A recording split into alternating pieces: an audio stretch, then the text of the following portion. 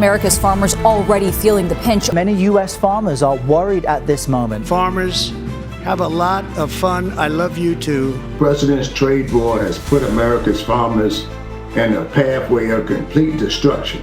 So it's a very, very troubling time for our farmers, especially for small farmers. I want to be very, very clear. For decades, American corn fed the world. But today, one by one, countries are walking away and choosing Canadian fields over U.S. farms, from Asia to the Middle East. Because Canada offers stability, transparency, consistency, modern technology, and political neutrality, qualities U.S. corn exports can't guarantee anymore. And once you see the names in the list, you'll realize this isn't an economic shift. It's a breakthrough that will define the next decade. Number 8. Mexico. For decades, Mexico wasn't just a customer for U.S. corn. It was family. American farmers in Iowa and Illinois would joke that half their harvest ended up in tortillas across the border. Mexican feedlots, tortilla factories, and food processors all depended on steady U.S. shipments. But family depends on trust. And by the late 2010s, that trust was fracturing. Trade disputes, tariff threats, and U.S. border inspections began turning routine shipments into logistical nightmares. Before we continue, make sure to hit the like and subscribe button. It really helps us to update you daily. The breaking point came when multiple shipments of U.S. corn were held at the border for redundant inspections during a political spat. Mexican processors, already running on tight supply schedules, found themselves facing shortages. Tortilla prices jumped. Public frustration grew. That's when Canadian suppliers arrived with something rare: calm. Their shipments crossed ports with ease, supported by transparent documentation and consistent contracts. Mexico quickly discovered that Canadian exporters offered not just grain, but certainty. Within a few short years, a painful truth emerged. Mexico, America's closest neighbor and most loyal buyer, had begun sourcing a growing share of its corn from the north. It wasn't just trade lost, it was a symbolic betrayal, proof that U.S. reliability had eroded even at home. Number 7. Egypt. Egypt has long been one of the world's largest grain importers, with corn at the heart of its livestock and poultry industries. For decades, U.S. shipments fueled those needs. American grain poured into Alexandria's ports, sustaining millions of people downstream in Egypt's fragile food system. But Egypt also sits on a knife's edge of food security. Even small delays in imports can spark panic. So when repeated U.S. shipments were stalled due to GMO disputes, fumigation issues, or sudden inspection failures, Cairo grew alarmed. Each delay rippled through the economy. Poultry farms scrambled for feed, bread prices rose, and public frustration simmered. The tipping point came when Egypt's state grain buyer faced multiple rejections of U.S. cargoes at once. The costs weren't just financial, they were political. In a nation where food security equals stability, no government could afford that risk. Canadian exporters offered a calm alternative. Their grain came with clean documentation, traits approved for import, and a track record of punctuality. For Egyptian buyers, this reliability was priceless. Within 2 years, Canadian shipments grew while U.S. volumes shrank. It wasn't a loud, defiant switch, it was survival. Egypt couldn't risk its breadbasket on Washington's inconsistencies. Number 6. South Korea. South Korea is a nation of precision.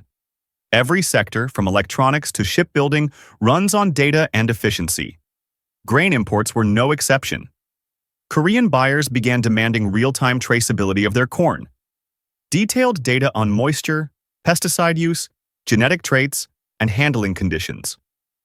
U.S. exporters lagged behind, still leaning on paper records and delayed updates. The result? Repeated slowdowns at Busan and Incheon ports while inspectors tried to verify documents. Canadian exporters, by contrast, leaned into technology. Their shipments arrived with QR codes linking to blockchain-based databases. Buyers could scan and instantly see origin farms, test results, and compliance reports. No disputes, no delays. For Korea's massive feed industry, this wasn't a luxury. It was essential.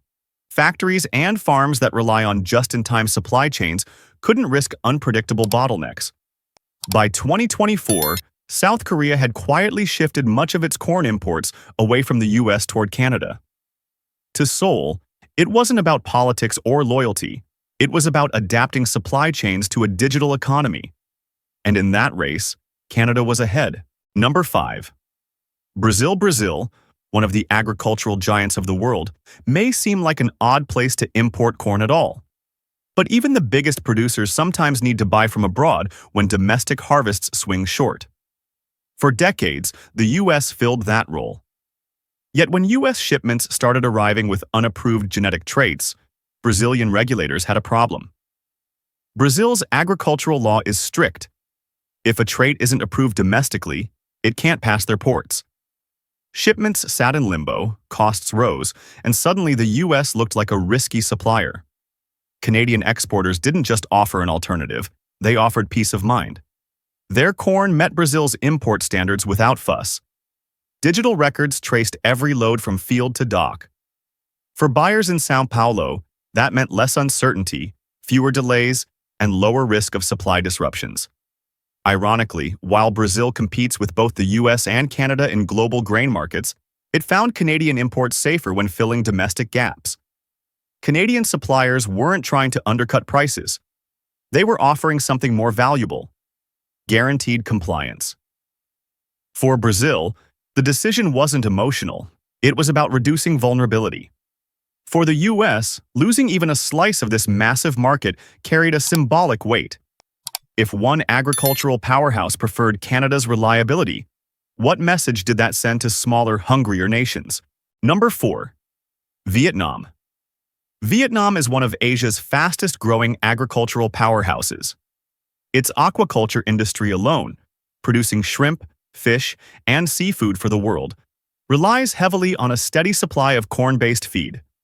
For years, U.S. exports played that role. But Vietnam learned the hard way that U.S. shipments were tethered to Washington's politics. When tariffs spiked or trade wars flared, the price of American corn swung wildly. 1 month feed was affordable, the next it was a crisis. For farmers along the Mekong Delta, those swings meant either profit or collapse. The breaking point came during a stretch of escalating U.S.-China tensions. Shipments bound for Vietnam were delayed as American grain rerouted to more lucrative buyers. Feed producers in Ho Chi Minh City suddenly faced shortages, scrambling to keep operations afloat. That's when Canadian exporters stepped in with a new pitch: fixed contracts immune to trade wars. Canadian corn came with stable pricing, consistent quality, and delivery schedules that didn't depend on U.S. foreign policy. The effect was immediate. Vietnamese aquaculture productivity surged once feed costs stabilized. Farmers could finally plan operations months in advance without fearing sudden shortages. By 2025, Canadian suppliers provided nearly 90% of Vietnam's imported corn, transforming the nation's food chain and sidelining the U.S. For Vietnam, it wasn't about choosing sides in a geopolitical struggle. It was about survival. Canada gave them independence. Number 3. Saudi Arabia. Saudi Arabia is a desert kingdom, and every grain of corn it imports matters. For decades, the U.S. was its primary supplier. But reliance on America carried hidden dangers. Saudi planners noticed that nearly every few months, shipments were delayed, caught in disputes about GMO approvals, inspection protocols, or even broader U.S. foreign policy squabbles. For Saudi officials, food security is national security. They ran internal simulations. What if political tension cut off U.S. imports overnight? The results were chilling. Shelves could empty in weeks. That fear drove Riyadh to diversify aggressively. Canadian exporters arrived with a simple but powerful offer: grain security contracts. These agreements guaranteed supply with no political strings attached. Corn arrived pre-cleaned, documented to Saudi import standards, and even prepared for long-term desert storage. It was exactly what the kingdom needed: reliability. By 2025, more than 2/3 of Saudi Arabia's grain imports came from Canada. The shift wasn't just about trade. It was a strategic move to protect the kingdom's future. For the US, the loss of Saudi Arabia wasn't just about corn, it was about influence. A long-trusted ally had chosen food independence over political loyalty. Number 2. Japan. In Japan, precision isn't optional, it's cultural. From bullet trains to sushi, consistency is everything, and that standard extended to livestock feed. U.S. corn, once trusted, began arriving with small but critical inconsistencies. Moisture levels varied. Protein content fluctuated. For Japanese feed mills supplying Wagyu beef or poultry, those variations could throw entire systems off balance. American suppliers downplayed the issue. But Japanese buyers weren't interested in excuses. They wanted perfection. Canada seized the opportunity. Their exporters introduced rigorous multi-stage testing, ensuring corn shipments arrived with moisture and nutritional values precisely within Japanese specifications. Even better, they introduced blockchain traceability, allowing buyers in Tokyo to confirm the quality of every kernel in real time. Contracts followed. Long-term agreements were signed not because Canadian grain was cheaper, but because it was exact. Japanese businesses could trust it to the decimal point. By 2025, Japan had shifted much of its corn sourcing north, turning Canada into its new benchmark supplier. For U.S. farmers, losing Japan was more than financial. It was reputational. The land of precision had chosen a new standard bearer. For the U.S., losing China wasn't just losing a buyer. It was losing the crown jewel of agricultural markets. Number 1. China's historic rejection. Few moments in agricultural trade history shook U.S. farmers as deeply as China's sudden rejection of American corn in 2013. At the time, China was one of America's largest and fastest-growing markets, a buyer that could make or break Midwest harvests. Then came the discovery. Unapproved. MIR 162 GMO corn oil in multiple U.S. shipments. To American exporters, it was just another biotech innovation. To Chinese regulators, it was a violation of sovereignty and food safety law. The reaction was swift. More than 3 million tons of U.S. corn were rejected. Cargo ships rerouted mid-ocean. American farmers watched helplessly as billions in contracts evaporated. China didn't just turn away U.S. grain, it turned to Canada. Canadian shipments, free from the contested traits, passed inspections cleanly. Beijing began strengthening partnerships with Canadian suppliers, not only for corn, but also for wheat and canola. The message was unmistakable. Food security could not hinge on Washington's approval process. Over time, this shift became permanent. Canada's reliability wasn't just about trade, it fit neatly into China's broader strategy of diversifying supply chains and reducing dependence on U.S. influence. With Arctic shipping routes and Canadian infrastructure opening new trade corridors, Beijing found in Canada a partner it could control on its own terms. For the U.S., losing China wasn't just losing a buyer. It was losing the crown jewel of agricultural markets. If China's 2013 rejection was the shock, then its 2020 strategy was the aftershock, and the final nail in America's corn dominance. After years of trade wars, sanctions, and retaliatory tariffs, Beijing formalized a multi-billion-dollar strategic grain partnership with Canada. This wasn't just about corn. It was about redesigning global food security. By aligning with Canada, China achieved 3 goals. 1. Independence from U.S. leverage. No more using food imports as bargaining chips. 2. Supply chain control. Canadian grain flowed through Arctic routes and Belt and Road corridors, bypassing American-dominated channels. 3. Reputation building.